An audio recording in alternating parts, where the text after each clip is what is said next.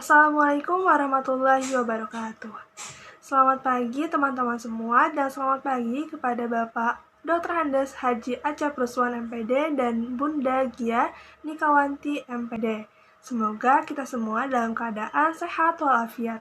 Pada kesempatan kali ini, saya akan memaparkan atau menjelaskan materi apa saja yang saya dapat dalam perkuliahan mata kuliah Psikologi Pendidikan dan Bimbingan dengan dosen pengampu Bapak Dr. Handes Haji Acep Ruswan MPD dan Bunda Gia Nikawanti SPSI MPD dalam semester pertama pertemuan 1-7. Ya, sebelum saya mulai pemaparan materi saya dengan video ini, izinkan saya memperkenalkan diri. Nama saya Elvin Kemala Zahra dengan NIM 2104083 dari kelas 1D Prodi PGSD, Pendidikan Guru Sekolah Dasar Universitas Pendidikan Indonesia Kampus Purwakarta. Dalam pembuatan video ini, saya tujukan untuk memenuhi tugas ujian tengah semester dengan dosen pengampu Bapak Dr. Handes Haji Acep Ruswan dan Bunda Gia Nikawanti SPSI MPD. Lalu selanjutnya mari kita simak dan mulai videonya. Happy watching! Pengertian psikologi pendidikan. Kata psikologi itu sendiri berasal dari bahasa Yunani, psa yang berarti jiwa, dan logos yang berarti pengetahuan. Jadi secara etimologis atau menurut arti kata, psikologi berarti ilmu yang mempelajari tentang jiwa, baik mengenai berbagai gejala, proses maupun latar belakangnya. Sedangkan psikologi pendidikan adalah studi sistematis tentang proses dan faktor yang berhubungan dengan pendidikan. Ruang lingkup psikologi pendidikan dan bimbingan. Ruang lingkupnya yaitu terdiri dari yang pertama pewarisan sifat-sifat fisik dan lingkungan, yang kedua pertumbuhan dan perkembangan, yang ketiga potensi serta karakteristik tingkah laku, dan yang keempat hygiene mental, pendidikan, dan hasil evaluasi pendidikan. Teori pendekatan psikologi pendidikan. Teori ini terbagi menjadi 5, yaitu pendekatan filosofis, pendekatan fisiologis, pendekatan sains, pendekatan antroposentris, dan pendekatan psikofisis. Aspek-aspek perkembangan anak, di mana aspek ini terbagi menjadi 4. Yang pertama, perkembangan kemampuan fisik, di mana fokusnya pengembangan fisik yang terjadi pada anak, seperti tinggi badan, berat badan, dan motorik.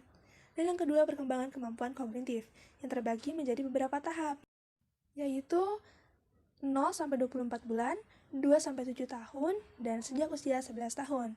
Dan yang ketiga, perkembangan sosio-emosional, di mana interaksi anak dengan orang lain, seperti emosi, menangis, dan tertawa. Dan yang terakhir yaitu perkembangan berbahasa, idealnya pada masa prasekolah, yaitu 1-5 tahun, yang meliputi sensorik, motorik, psikologi, sampai dengan kognitif. Kemudian ada definisi belajar. Dalam bukunya Conditioning and Instrumental Learning 1967, Walker mengungkapkan bahwa arti belajar dengan kata-kata yang singkat, yakni perubahan perbuatan sebagai akibat dari pengalaman. Maka dapat disimpulkan bahwa belajar adalah suatu proses perubahan tingkah laku yang diperoleh dari pengalaman sebelumnya melalui praktek atau latihan. Kemudian ada ragam pendekatan belajar yang dibagi menjadi 2, yaitu pendekatan berdasarkan proses dan pendekatan pembelajaran. Pendekatan berdasarkan proses yaitu meliputi pendekatan yang berorientasi pada lembaga pendidikan, termasuk guru. Kemudian ada pendekatan pembelajaran yang ditinjau dari segi materi melalui pendekatan kontekstual. Dan untuk macam-macam pendekatan belajar yaitu ada pendekatan kontekstual, pendekatan pemecahan masalah atau pendekatan problem solving, pendekatan saintifik, pendekatan konstruktivisme, pendekatan deduktif, dan pendekatan induktif. Teori-teori belajar. Yang pertama, aliran behaviorisme, di mana mengubah perilaku individu dan perilaku tersebut dapat dipelajari dan dijelaskan secara ilmiah. Yang kedua, aliran konstruktivisme, di mana pembelajar aktif mengkonstruksi atau membangun pengetahuan baru. Selanjutnya yaitu aliran kognitivisme, di mana berpikir di balik tingkah laku yang terjadi atau perubahan persepsi. Yang keempat, aliran humanisme, di mana mendeskripsikan bahwa belajar merupakan usaha untuk memanusiakan manusia. Selain itu ada teori belajar menurut para ahli. Salah satunya seperti aliran teori belajar Thorndike, di mana peristiwa terbentuknya asosiasi-asosiasi antara peristiwa-peristiwa untuk membentuk hubungan stimulus dan respons banyak-banyaknya.